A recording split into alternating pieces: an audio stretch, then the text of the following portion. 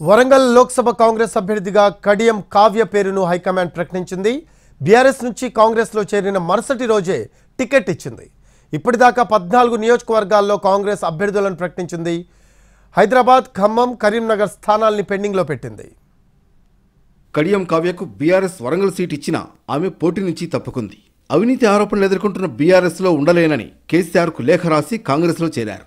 MLA Kadiyam Srihari, ఆయన కుమార్తె Kadiyam కావ్యలకు CM Revanth Reddy, party రాష్ట్ర వ్యవహారాల ఇన్ఛార్జ్ దీపాదాస్ మున్షీలు కండువా కప్పి ఆహ్వానించారు.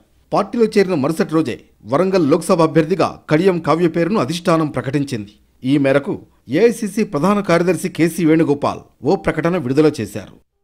తెలంగాణలోని మొత్తం 17 లోక్సభ స్థానాలకు గాను కాంగ్రెస్ ఇప్పటి వరకు 14 నియోజకవర్గాల్లో అభ్యర్థుల్ని ప్రకటించింది. హైదరాబాద్, ఖమ్మం, కరీంనగర్ స్థానాలకు ఇంకా అభ్యర్థుల్ని ఖరారు చేయాల్సి ఉంది. పెండింగ్లో ఉన్న ఈ స్థానాల్లో కాంగ్రెస్ అభ్యర్థుల కసరత్తు కొనసాగుతూనే ఉంది. ఖమ్మం తప్ప మిగతా 2 స్థానాల్లో దాదాపుగా అభ్యర్థుల పేర్లు ఫైనల్ అయినట్లు తెలుస్తోంది.